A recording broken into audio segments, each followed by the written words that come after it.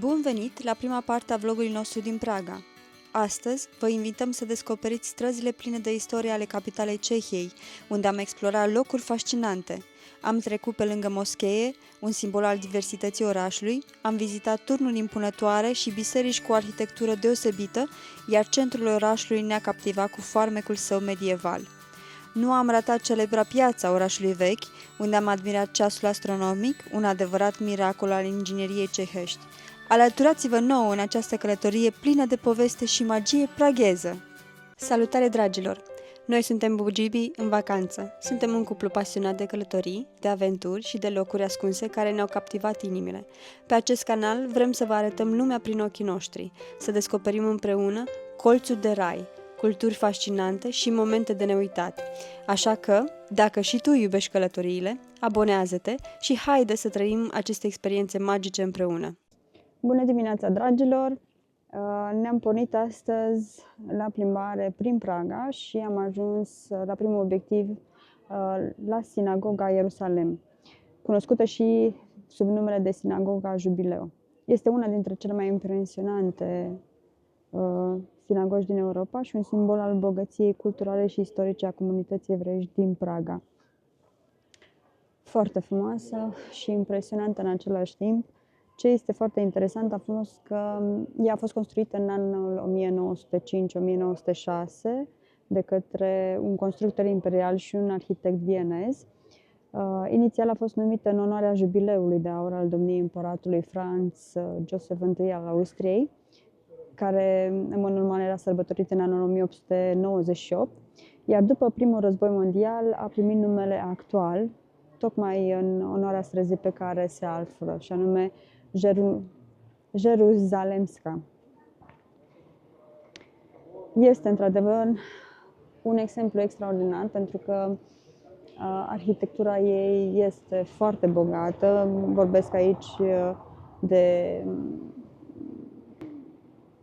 faptul că avem foarte multe motive orientale și inscripții ebraice și culorile sunt foarte vii și formele geometrice ne atrag cumva privirea.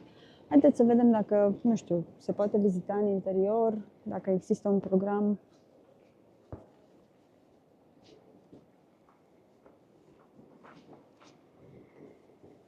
Am înțeles că interiorul ei este foarte frumos și atunci ar merita cumva să vizităm și interiorul.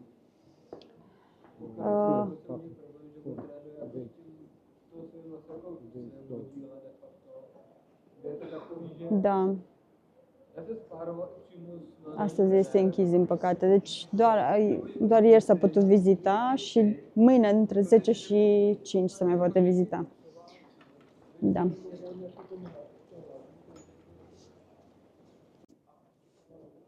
Din păcate nu am putut vizita sinagoga pentru că este închisă astăzi.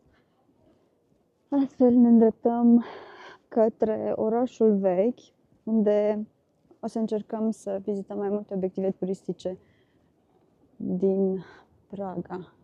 Am ajuns la Casa Municipală și la turn.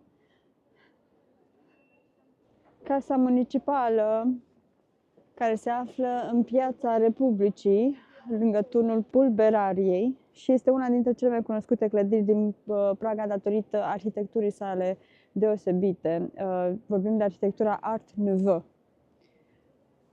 Construită și aceasta în anul 1905-1912 de către doi arhitecți cehi.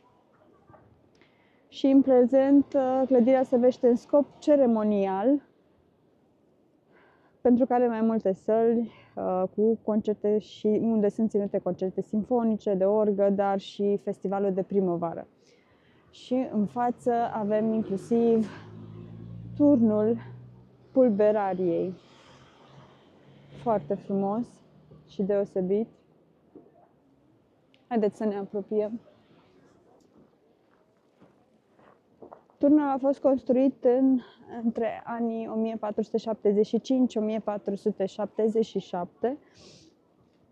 ca un cadou pentru încoronarea regelui Vladislav al II-lea al Boemiei și al Și inițial a fost numit New Tower, turnul nou, care a devenit cunoscut sub numele de turnul pulberăriei în secolul al XVII-lea, când a fost folosit pentru depozitarea prafului de pușcă. Observăm că este într-adevăr într-un stil aparte construit, și anume arhitectura sa este gotică și avem aceste elemente deosebit decorative cu structuri masive și are o înălțime de 65 de metri și avem aceste statui ale regilor și embleme ale teritoriilor pe care le au domnitorii. Turnul separă Piața Veche de Piața Nouă și este cumva un punct de reper important pentru drumul regilor, pentru că, la fel ca și în Brno, acesta era drumul către încoronare a regilor.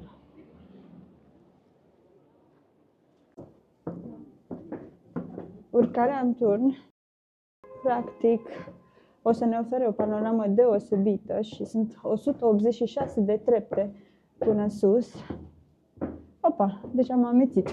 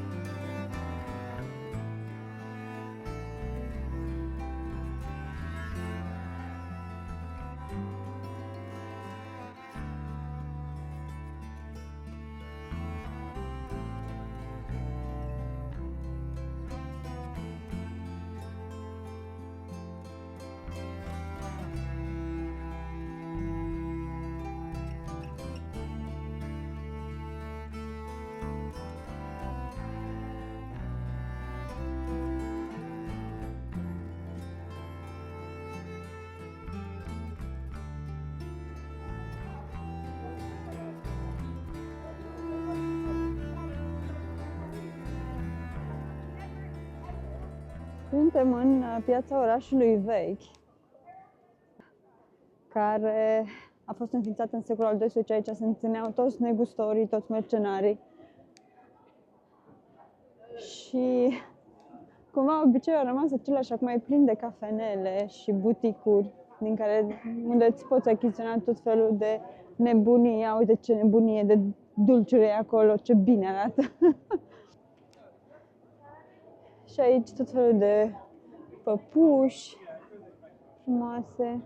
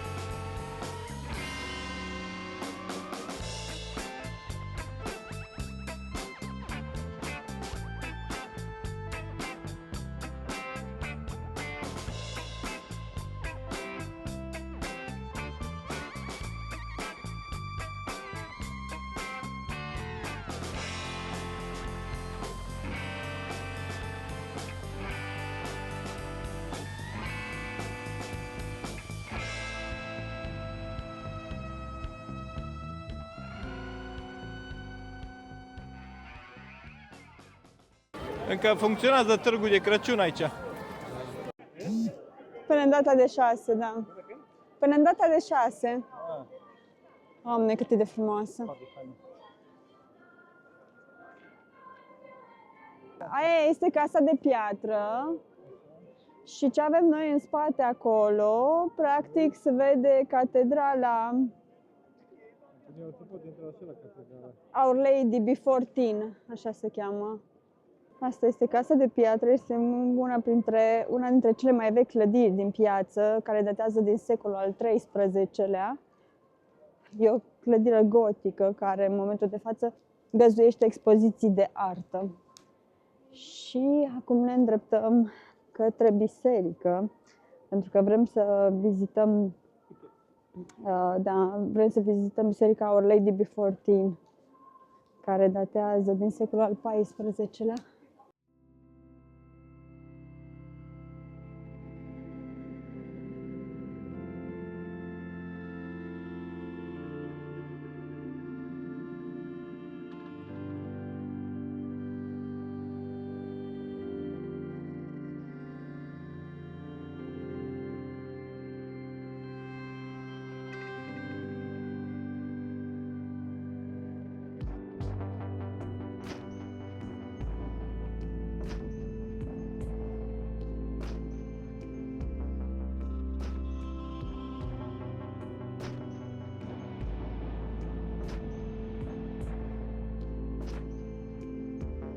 Avem o arhitectură gotică cu foarte multă influență baroce, după cum se observă icoanele.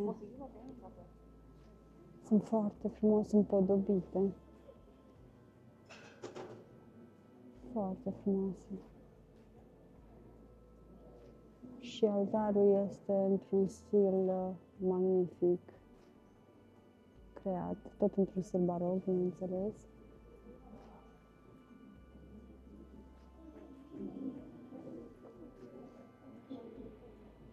E plină biserica de simbolisme și legende. E foarte frumoasă. Superbă. Aici este mormântat și faimosul astronom Tycho Brahe. Practic, mormântul este marcat de o piatră funerară foarte detaliată. Nu știu dacă o să reușim să vedem. Dar este foarte, foarte frumoasă biserica. Și foarte luminată, după cum se observă. Nu e de lumina naturală, mă refer. Avem și câteva vitrale colorate. Foarte frumoase.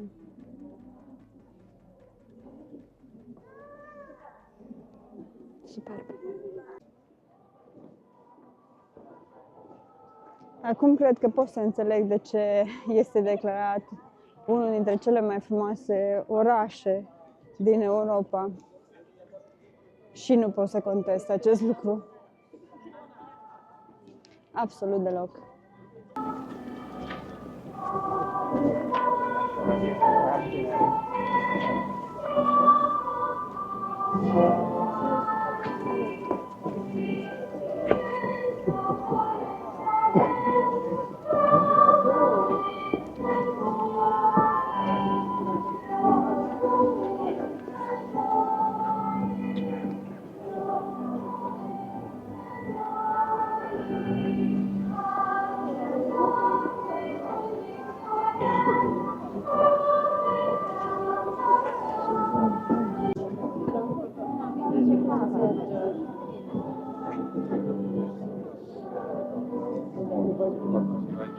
Am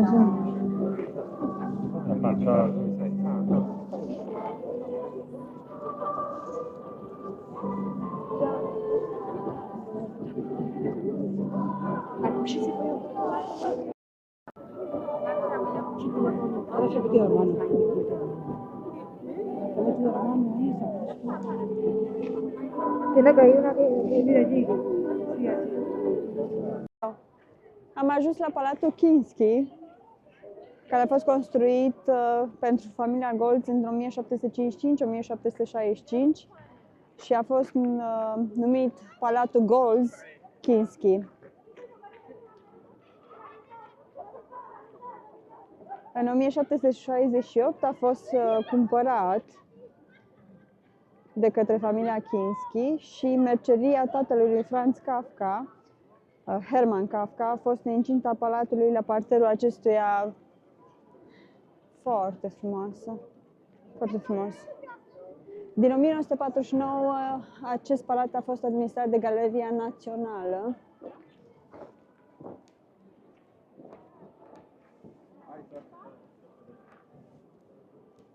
Wow, dar ce impresionant este! Și aici, ce credeți voi că avem? Nimeni altul decât vestitul ceas.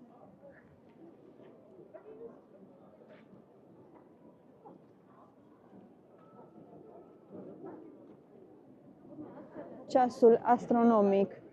Deci dacă vă uitați foarte bine la el, o să vedeți că, practic, la fiecare oră, adică între orele 9 și 23, cele 12 figuri de ale apostolilor o să iasă și se vor mișca deasupra ceasului.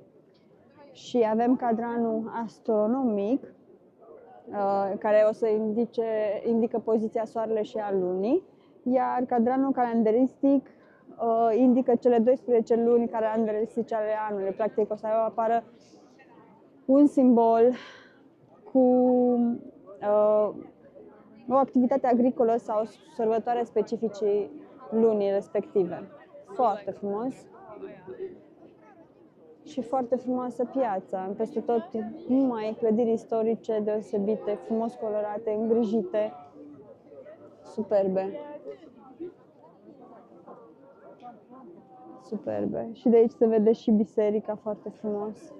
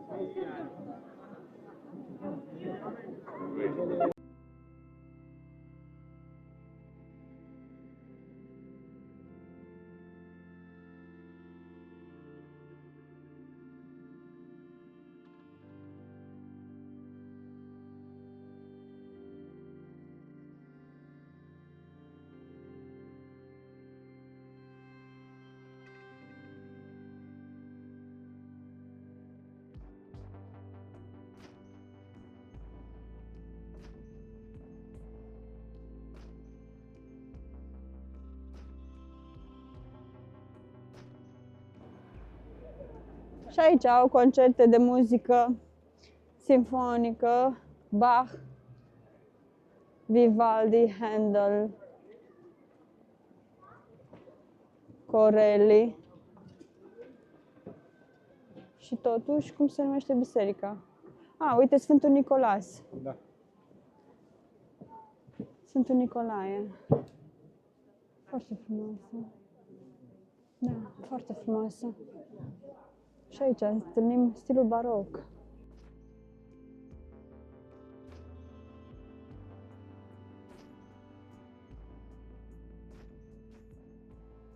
Și avem aici un altar de marmură și o frescă, pictură cu Sfântul Nicolae. Foarte frumos. Sunt superbe picturile și vitralele foarte frumoase.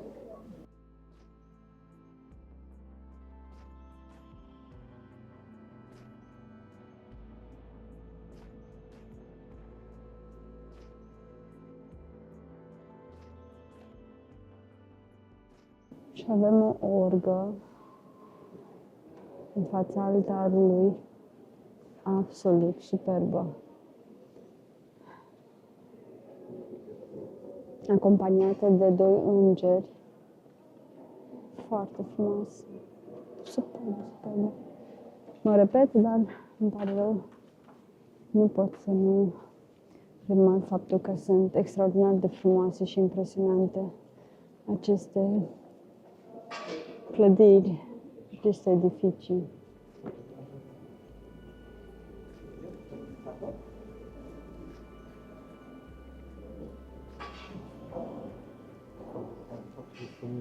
Foarte frumoasă, da. Culoare cu cremă și cu... Da, e foarte deschisă la culoare și luminată așa. Și undeva vreo să mergi.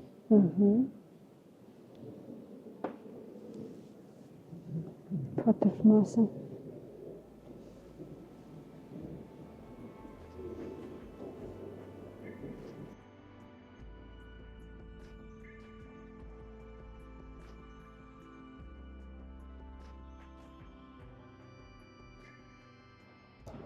Am ajuns la Old Town Bridge Tower. Foarte frumos. Practic, acest tur marchează intrarea în podul Carroll dinspre piața orașului vechi. Foarte multă lume aici, după cum se observă. Construcția turnului a început în anul 1357, la ordinul lui Carol al IV-lea, regele Boemiei, și a fost finalizat în anul 1380. Are 47 de metri înălțime și este absolut impresionant. O să trecem și noi podul, dar înainte să trecem podul, vrem să intrăm în această capelă, în această biserică.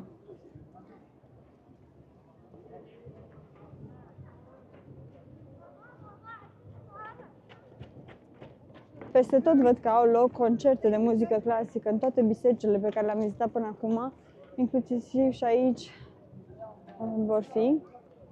Aici este Sfântul Francis de Asis, dacă vă aduceți aminte de la Brno, făcea parte din ordinul franciscan, din ordinul capucinilor. Thank you.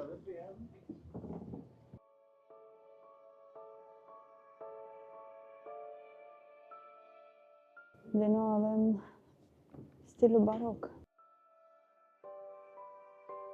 Foarte frumoasă.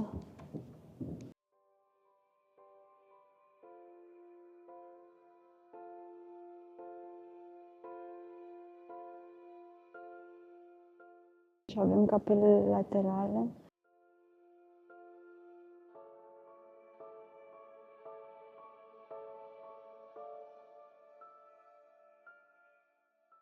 Iar orga de tur aceasta nu este în fața altarului, ci este în dreapta altarului, de cum ne uităm noi.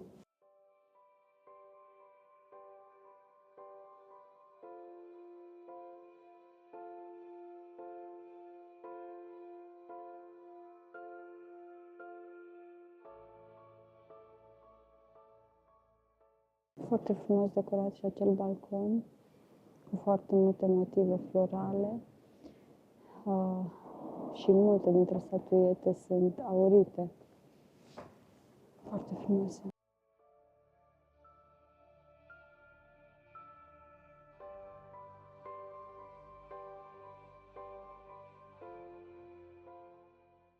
Aici avem nașterea lui Iisus. Foarte frumos.